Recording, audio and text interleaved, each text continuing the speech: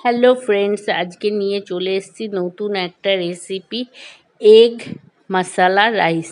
কিছুই না, এটা করতে লাগবে প্রথমে ডিমটাকে ভাপিয়ে নিয়ে এরকম পিস পিস করে কেটে নিতে হবে, তারপর আলু ডুমো ডুমো করে কেটে নিতে হবে, আর কিছু বেসিক মশলা, এর মধ্যে চিকেন কারি মশলাও আছে, সেটা দিয়ে একটা পেস্ট বানিয়ে নিতে হবে, আর পেঁয়াজ রসুন লঙ্কার পেস্ট লাগবে, আর ফোড়নে তেজপাতা আর গরম মশলা, আর লাগবে সঙ্গে ক্যাপসিকাম।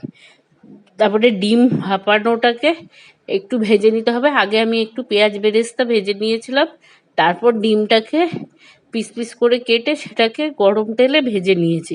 ডিমটা ভালো করে ভাজতে হবে। ডিম ভাজা হয়ে গেলে ওই তেলে ফোড়ন দিয়ে আলুটাকে দিয়ে ভেজে নিতে হবে। আলুতে লবণ মাখিয়ে ভাজতে হবে। আমি লবণ মাখিয়ে আগে রেখে দিয়েছিলাম, তারপর আলুটা ভালো করে ভেজে নিয়েছি। আলুটা ভালো করে ভাজা হয়ে গেলে তার মধ্যে টমেটো, পেঁয়াজ, রসুন, লঙ্কা যে একসাথে বাটা ছিল সেটা দিয়ে ভালো করে কষিয়ে নিতে হবে। এটা কষানো সম্পন্ন হলে তারপর এর মধ্যে দিয়ে দিতে হবে যে মশলার পেস্টটা আছে। এর মধ্যে আমি বলে রাখি কি কি মশলা ছিল: জিরে, ধনে গুঁড়ো, হলুদ, আর তার সাথে চিকেন কারি মশলা, আর অল্প সামান্য গরম মশলার গুঁড়ো, সব একসাথে জলে মিশিয়ে ভিজিয়ে রেখেছিলাম। এই মশলার পেস্টটা দিয়ে ভালো করে কষিয়ে নিতে হবে তেল ছাড়া অবধি। ভালো করে কষানো হয়ে গেলে তারপর এর মধ্যে দিয়ে দিতে হবে একটুখানি জল। জলটা দিয়েও ভালো করে কষিয়ে নিতে হবে। জল দিয়ে কষিয়ে নেওয়ার পর এর মধ্যে ডিমগুলো দিয়ে দিতে হবে। ডিম দিয়ে ভালো করে এটাকে নেড়ে চেড়ে কষিয়ে নিতে হবে।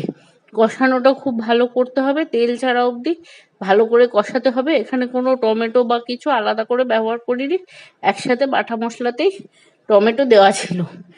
তারপর এর মধ্যে দিয়ে দিতে হবে ক্যাপসিকাম কুচিটা। ক্যাপসিকাম কুচিটা দিয়ে ভালো করে এটাকে ফ্রাই করে নিতে হবে। ক্যাপসিকাম কুচি দিয়ে ফ্রাই করা হয়ে গেলে এর মধ্যে দিয়ে দিতে হবে চালটা। আমি চালটা ধুয়ে জল ঝরিয়ে রেখেছিলাম। এটা নর্মাল বাসমতি রাইস, এখানে গোবিন্দভোগ বা আতপ চাল ব্যবহার করিনি।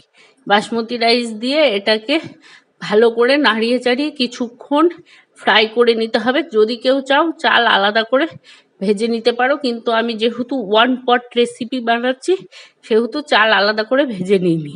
চালটা দিয়ে ভালো করে ভেজে নেওয়ার পর এর মধ্যে টেস্ট অনুযায়ী লবণ আর চিনি দিতে হবে। লবণ আর চিনি দিয়েও ভালো করে ভেজে নিতে হবে। এখানে জলটা যে অ্যাড করব, জলটা গরম জল দিতে হবে, সুতরাং আগে একটু জল গরম করে নিয়ে গরম জলটা এর মধ্যে অ্যাড করে দিতে হবে। গরম জল অ্যাড করে দিয়ে ভালো করে এটাকে নাড়িয়ে চাড়িয়ে নিতে হবে যাতে চালগুলো সম্পূর্ণভাবে ডুবে যায়। তারপর এটাকে সিদ্ধ হতে দিতে হবে।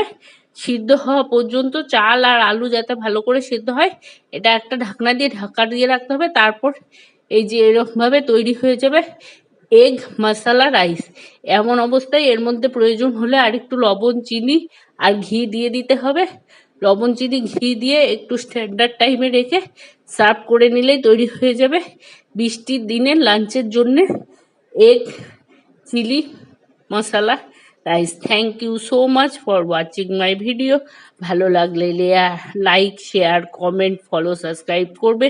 তোমাদের সবার দিন খুব ভালো কাটুক। Thank you so much. এই রেসিপিটা আজকে ট্রাই করেছি, খেতে খুবই ভালো হয়েছিল। তোমরাও যদি কোনো দিন অনেক কিছু রান্না করতে ইচ্ছা না করে তাহলে এই ওয়ান পট রেসিপিটা ট্রাই করে দেখতে পারো। খেতে অপূর্ব হয়, আর বাচ্চাদেরও এটা করে দেওয়া যেতে পারে, টেস্টি লাগে। Thank you.